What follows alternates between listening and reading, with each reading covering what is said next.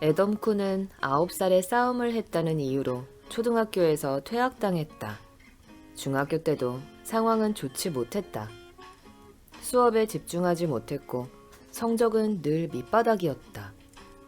그에게 공부는 그냥 너무나 힘겨운 존재였다.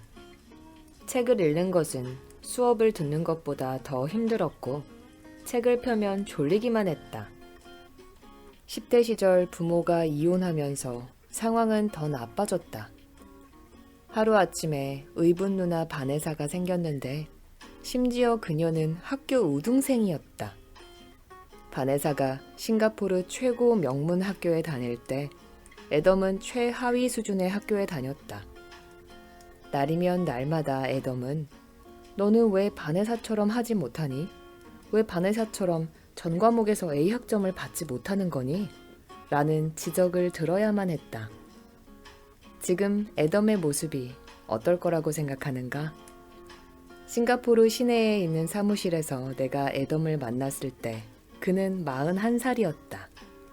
그리고 동남아시아 최대 교육 훈련 기업 중 하나인 애덤 쿠 러닝 테크놀로지 그룹의 창시자 겸 회장이며 억만장자다.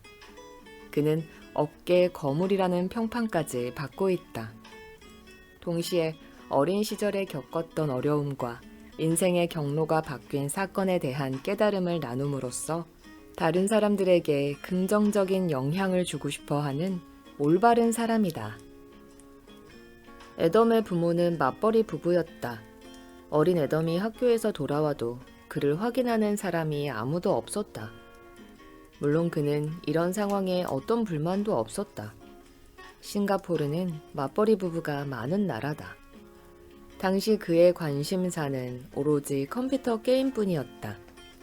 학비와 개인 과외에 엄청난 돈을 투자했던 부모는 그런 자녀가 답답하기만 했다.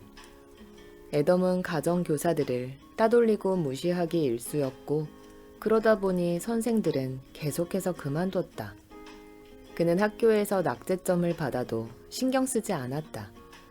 컴퓨터 게임, 만화책, 텔레비전 외엔 관심을 갖는 일이라고는 친구들과 어울려 다니면서 싸움질을 하는 것 뿐이었다.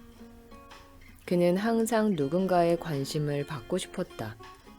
좋은 일로 관심을 받을 수 없다면 말싸움을 하거나 다른 문제아 집단과 어울려서라도 기꺼이 눈길을 끌려고 애썼다. 기업인이었던 아버지는 자식을 사랑했지만 아들을 올바른 길로 이끄는 방법은 잘 몰랐다. 어머니는 싱가포르에서 아주 유명한 저널리스트로 크게 성공한 전문직 여성이었다.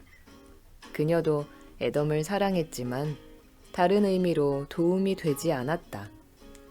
그가 수학 문제를 풀지 못하고 있을 때면 그녀는 고개를 저으며 넌 날 닮았어 라고 말했다. 애덤은 이렇게 고백했다. 저는 제가 스스로 게으르고 멍청하다고 생각했어요. 그는 남들보다 배우는 속도가 느리다 보니 공부를 싫어하게 된 것이다. 하지만 그는 어떤 일을 계기로 자신의 두뇌를 재정비했다.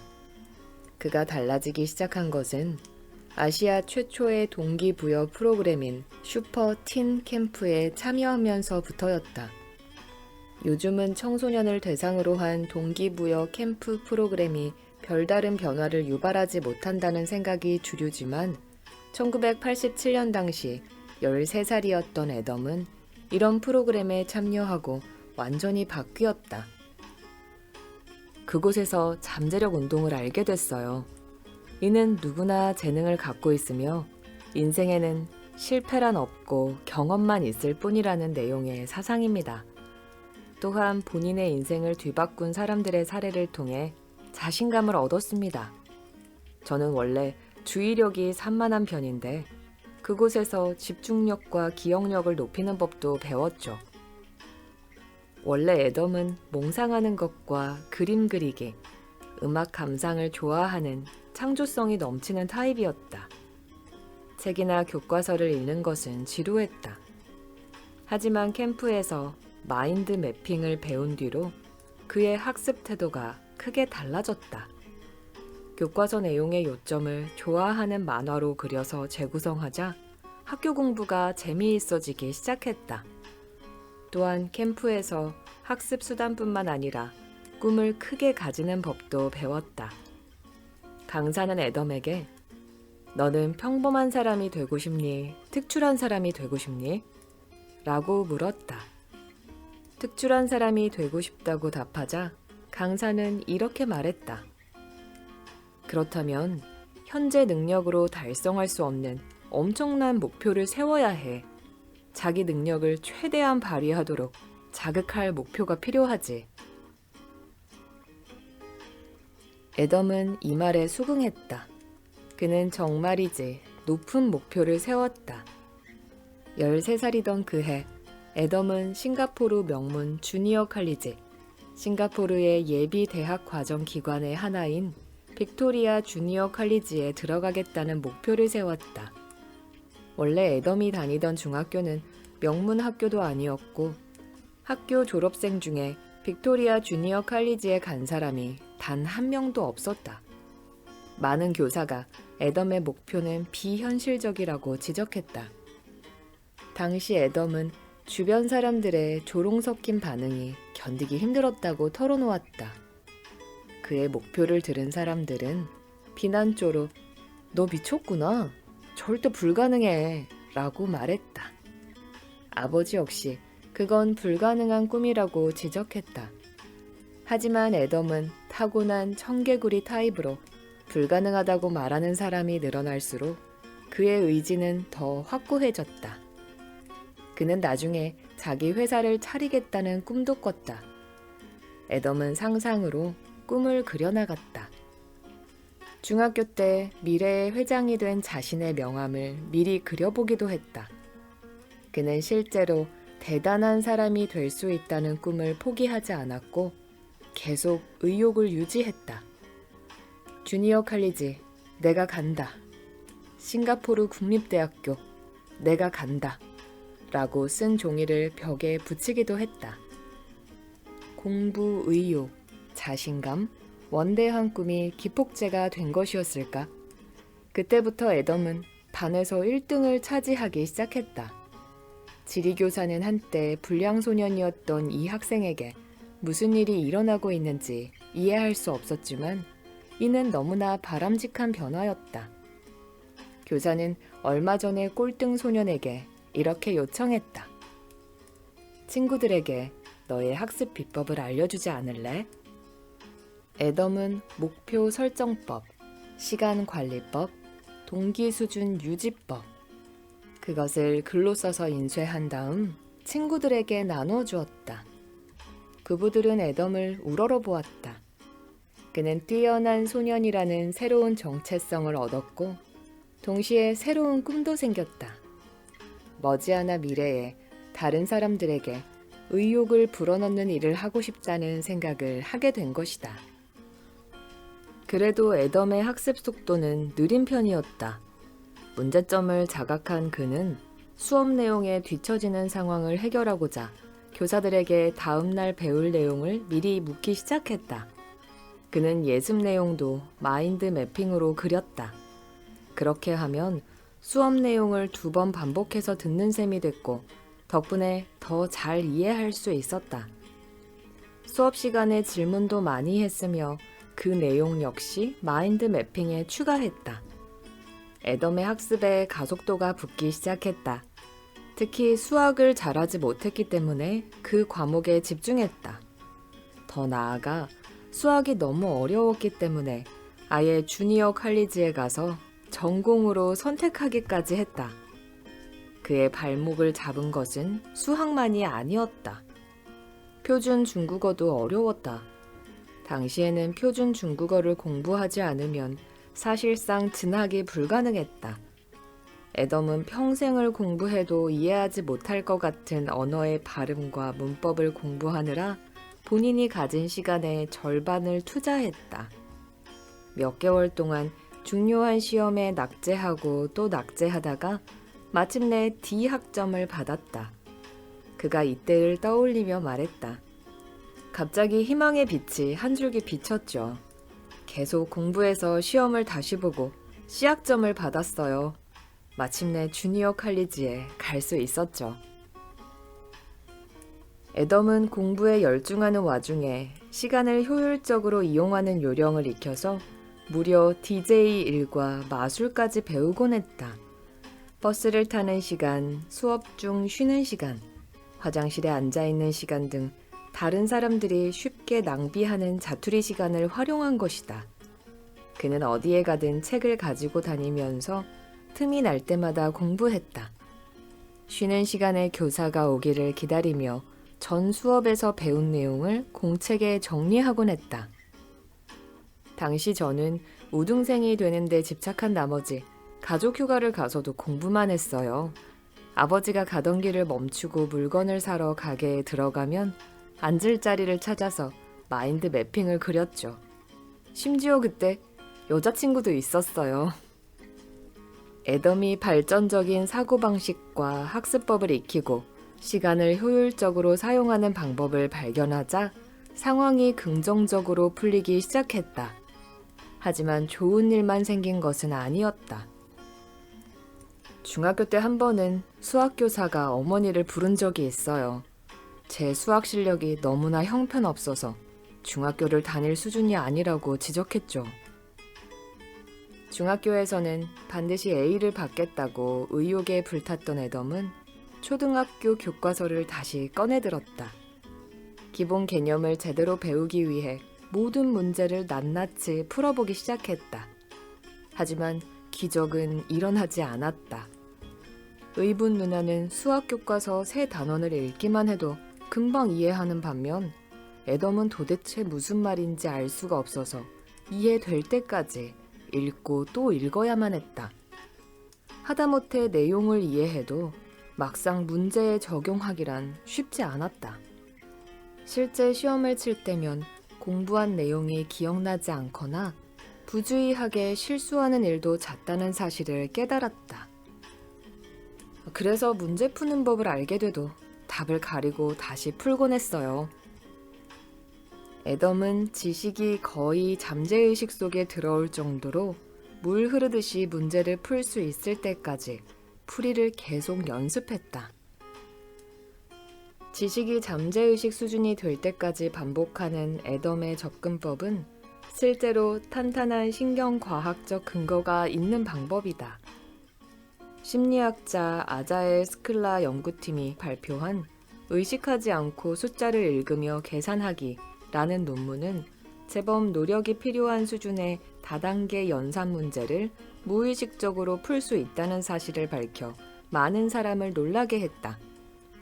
이와 유사하게 반복의 힘을 나타내는 절차 숙련이란 말이 있다. 어떤 일을 많이 경험해서 나중에는 그 과정을 자동적으로 행할 수 있는 상태를 말한다. 이런 사례로는 무심하게 차를 후진한다거나 한쪽 발끝으로 회전하는 발레의 피루의 동작을 하고 발음하기 어려운 문장을 실수하지 않고 유창하게 반복하며 어려운 피아노 협주곡을 아무 고민 없이 바로 연주하는 모습 등을 들 수 있다. 숫자 2개를 쉽게 곱하거나 미적분에서 도함수를 이끌어내는 능력도 이에 해당한다. 결국 꾸준한 연습, 즉 일종의 청크가 절차 숙련을 뒷받침하는 조건이 된다. 이렇게 청크로 미리 형성해 놓은 신경망 덕분에 까다로운 작업도 쉽게 할 수 있는 것이다. 신경 속 청크는 컴퓨터의 서브루틴, 어떤 프로그램을 실행할 때 반복적으로 사용되도록 만들어진 일련의 코드와 비슷한 역할을 한다. 필요할 때 불러낼 수 있지만 그것이 무슨 작용을 하는지는 딱히 신경 쓰지 않아도 된다.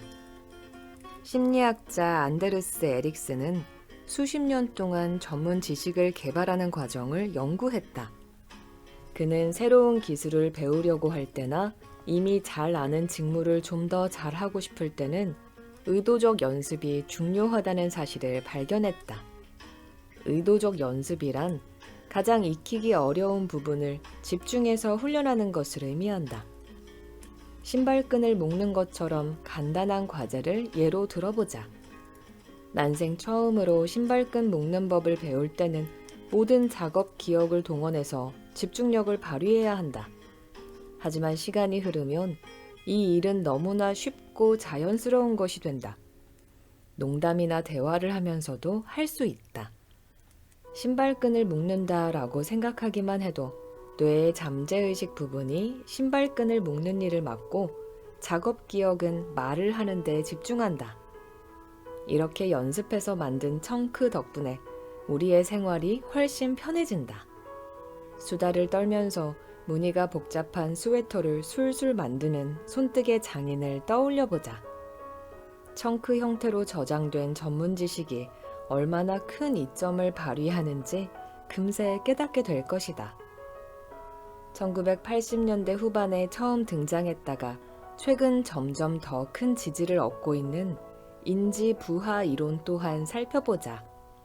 작업 기억에 과부하가 발생하면 뇌가 그 정보를 처리할 수 없다고 상정한다. 특정 분야에서 전문 지식을 익힌 사람의 뇌를 촬영해 작업 기억과 관련 있는 뇌 영역에서 흥분이 가라앉고 활동이 줄어드는 모습을 볼 수 있었다.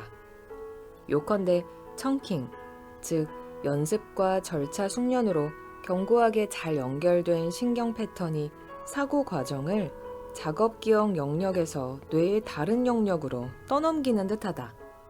덕분에 작업 기억의 부하가 줄어들어 새로운 생각과 개념을 처리할 여유가 생긴다.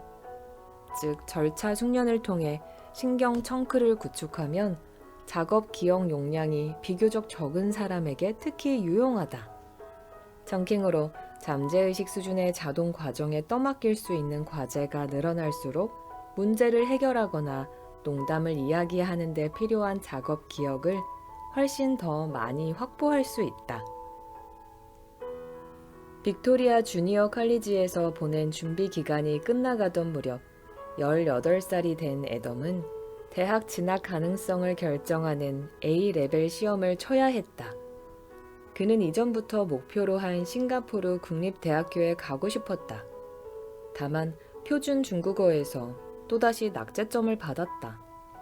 하지만 다행히도 다른 모든 과목에서 대단히 높은 점수를 받은 덕분에 특별히 가입학 허가를 받을 수 있었다.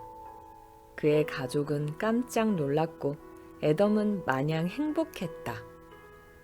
입학 후 다시 힘겨운 학업이 시작됐다. 하지만 애덤은 지금까지 배우고 익힌 기법을 활용해서 우수한 성적으로 경영학 학위를 따고 졸업했다. 10여 년 전의 낙제생과는 완전히 다른 모습이었다. 이쯤 되면 한 가지 의심이 들 것이다. 애덤이 운이 좋은 편은 아닐까? 나 역시 애덤의 성공에 운이 얼마나 큰 역할을 했는지 궁금했다. 그는 내게 세상에는 두 가지 종류의 행운이 있다고 설명했다. 하나는 싱가포르에서 멍청한 행운이라고 부르는 횡재고 다른 하나는 본인이 만들어낸 행운이라는 것이다. 그의 생각은 어쩌면 아시아에 널리 퍼져 있는 점성술에서 기인한 것일지도 모른다. 예컨대 누군가는 행운의 기운을 타고난 반면 어떤 사람들은 그런 운을 타고나지 못했다는 믿음이다. 그는 예전에 우리 회사에 행운을 타고난 것 같은 직원이 있었어요. 그는 복권에 2번이나 당첨됐고 차도 2대나 구입했죠. 그건 그렇고 저도 어렸을 때 재미로 점을 보러 간 적이 있어요. 점쟁이는 별자리를 보더니 넌 운이 없어 라고 말했죠. 그게 어떠한 예언이 됐을지 몰라도 전 평생 포커나 블랙잭처럼 운이 좌우하는 게임에서 이겨본 적이 없어요. 이유를 모르겠지만 항상 져요. 제겐 그런 운이 따르지 않아요. 하지만 운이 필요하지는 않아요. 대신 애덤은 행운이란 준비가 기회를 만났을 때 일어나는 일이라는 로마 철학자 세네카의 말을 인용했다. 그는 운이 좋으려면 3가지가 필요하다고 대답했다. 첫째, 기회가 있어야 해요. 기회는 결코 기회처럼 찾아오지 않아요. 언제나 문제에 탈을 쓰고 오죠. 우리 모두가 매일 마주치는 문제를 기회로 바꾸려면 특별한 사고방식이 필요합니다. 진정으로 운 좋은 사람들이란 문제를 기회로 볼 줄 아는 눈을 가진 이들이죠. 두 번째는 준비예요. 기회가 와도 적절한 기술과 지식으로 무장하지 않고 있다면 기회를 이용할 수 없을 겁니다. 보이스카우트가 항상 대비하라 라고 말하는 이유가 바로 여기에 있죠. 기회가 왔을 때 붙잡을 수 있도록 계속해서 기술을 배우고 수준을 높여야 해요. 마지막으로 세 번째는 행동입니다. 행동하지 않고 생각만 한다면 마비에 빠지게 될 겁니다. 일단 뛰어들지 않으면 절대 행운도 따르지 않아요.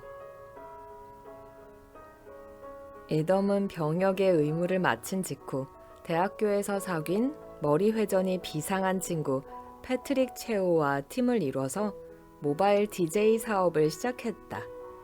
패트릭이 업무 담당을, 애덤이 DJ와 마술사 역할을 맡았다. 애덤은 사업과 동시에 사회 환원에도 관심을 가졌다. 그러던 어느 날 그는 모교인 빅토리아 주니어 칼리지에 가게 됐고 교장에게 열등생이었던 자신이 어떻게 성공할 수 있었는지 설명했다. 또한 후배들에게 자신의 공부법을 전수하고 싶다고 말했다. 교장은 이에 동의했고 애덤은 학생들 앞에 서서 공부법을 알려주었다. 처음에는 돈을 받지 않았습니다. 그저 일이 좋아서 재미삼아 했죠. 그러다 보니 제가 강사 일을 좋아할 뿐만 아니라 직업으로 삼을 수도 있겠다는 생각이 들었어요. 그렇게 해서 1일, 2일, 3일 등으로 나눈 구체적인 훈련 프로그램을 내놓기 시작했죠. 이 무렵 애덤은 나 같은 열등생이 할 수 있다면 당신도 할 수 있다 라는 희망을 사람들에게 전하고 싶었다. 마침내 그는 나는 재능이 있고 당신도 마찬가지예요 라는 책까지 출간했다. 애덤은 그 책이 모든 것의 시작이었다고 말했다. 원고를 쓸 때 사람들은 그가 책을 쓸 자격이 있는지 의문을 가졌다. 그러나 애덤은 묵묵히 움직였다. 400쪽에 달하는 원고를 썼고 10곳이 넘는 출판사를 방문했지만 돌아오는 답은 거절뿐이었다. 그래도 그는 포기하지 않았다. 어느 날 애덤은 옥스퍼드 대학교 출판부 싱가포르 사무실에서 걸려온 전화를 받았다. 직접 만나고 싶으니 출판사로 와달라는 용건이었다. 전화를 건 편집자는 애덤의 원고가 재밌다고 평가하면서 가능성이 있다고 말했지만 그의 영어 실력만큼은 상업성이 없다라고 평가했다. 문장력이 형편없다는 뜻이었다. 그래도 편집자는 애덤이 문장을 고쳐 쓴다면 출판을 고려하겠다고 말했고 그는 그렇게 했다. 애덤은 책을 200쪽 정도의 분량으로 줄이면서 계속 수정했다. 곁에서 어머니가 작업을 도와주기도 했다. 책은 애덤이 대학교 2학년일 때 나왔는데 출판 후 서점에서 찾아볼 수는 없었다. 회사의 마케팅 예산이 부족했기 때문이다. 출판사는 무명의 신인 저자가 쓴 책에 많은 투자를 할 수 없었다. 그때 제가 절망했을 것 같나요? 아니요. 저는 좋아, 그럼 내가 하겠어 라고 생각했어요. 그는 싱가포르에 있는 학교와 서점을 자발적으로 방문하면서 강연을 했다. 6개월 동안 그렇게 하다 보니 책은 싱가포르 베스트셀러가 됐다. 이후로도 몇 년 동안 베스트셀러 자리를 지켰다. 더불어 연이은 강연으로 애덤은 언병까지 늘었다. 애덤의 인상적인 면 중 하나는 그는 자신을 절대 천재로 포장하지 않는다는 점이다. 그에게 정말로 특별한 점이 있다면 과거의 자신과 비슷한 고민을 하는 사람들에게 아무 대가 없이 기꺼이 도움을 주려는 선한 태도일 것이다. 동남아시아의 여러 나라에서 애덤과 나는 함께 강연을 한 적이 있다. 자카르타에서 약 2,000명의 관중을 대상으로 한 강연을 앞두고 대기하는 동안 나는 초조한 마음으로 애덤에게 무대 공포증을 경험해 본 적이 있냐고 물었다. 그는 예전에는 그랬지만 지금은 청중과 그들의 요구에 집중하다 보니 머릿속에서 아예 자기 자신이 사라지고 무대 공포증도 극복하게 됐다며 온화하게 대답했다. 게다가 애덤은 솔직하게 자신은 절대 똑똑하지 않다고 털어놨다. 아무런 거리낌 없이 사람들에게 그 사실도 이야기한다고 말이다. 정중들은 대개 그냥 말뿐이라고 생각하지만 그는 정말 그렇게 생각한다고 했다. 저는 무엇이든 단순화해야만 이해할 수 있어요. 그래서 남들보다 2배, 3배로 노력해야 하죠. 하지만 이 점은 긍정적으로도 작용했어요. 저는 뭐든 단순화해야 하다 보니 글도 쉽게 쓰는 편이에요. 제 책이 잘 팔린 건 누구나 이해할 수 있게 쉽게 썼기 때문일 거예요. 자신의 단점도 가감없이 고백했다. 전 고집불통이에요. 동시에 우유부단하죠. 아내와 패트릭은 항상 제가 타인의 말에 속는다고 해요. 그래서 협상할 일이 있으면 두 사람은 저를 끼워주지 않아요. 그리고 패트릭은 나랑 정반대예요. 그는 숫자에 밝고 저는 창조력이 좋은 편이죠. 패트릭이 아주 세부적인 사항까지 다 챙기는 사람이라면 저는 큰 그림을 그리는 몽상가 유형이에요. 패트릭은 애덤, 꿈깨 라는 말을 입에 달고 살지만 우리 둘은 서로 아주 잘 맞아요. 그는 자신의 또 다른 단점으로 강박장애를 꼽았다. 무슨 일을 하든 간에 계속 걱정한다는 것이다. 걱정을 달고 사는 자신이 때론 싫기도 하지만 한편으론 도움이 될 때도 많다고 했다. 오히려 걱정이 줄어들면 지금처럼 예리할 수 없을까봐 두렵다고 했다. 그는 발생할 수 있는 최악의 사태를 상정하고 충분히 준비를 갖췄다는 자신감이 들 때까지 강박적으로 준비한다. 동시에 강박에서 빠져나오기 위해 그는 태도를 바꾸는 법도 익혔다. 집착해야 할 때와 빠져나와야 할 때를 구별하는 법을 배운 것이다. 요즘 그는 학생들에게 다음과 같이 말한다. 꾸준한 학습 태도는 목욕과 같아서 저절로 오래 유지되지 않는다고 말이다. 한 번 씻는다고 해서 평생 깨끗한 몸을 유지할 수는 없어요. 목욕을 아무리 오랫동안 해도 시간이 지나면 몸이 더러워지고 냄새가 나서 다시 씻어야 하죠. 마찬가지로 내가 아무리 의욕이 넘쳐도 세상은 부정적일 수 있어요. 만사가 내 마음대로 돌아가지는 않으니까요. 비판을 받으면 의욕도 꺾이죠. 그러니 매일 몸을 씻듯이 매일 의욕을 충전해야 합니다. 애덤은 어린이를 대상으로 한 강연에 가서도 엄한 애정을 담아 말한다. 저는 여러분을 씻겨주려고 이 자리에 서 있는 것이 아닙니다. 비누와 소를 주려고 이 자리에 왔죠. 이제 여러분은 스스로 목욕하는 법을 배울 거예요.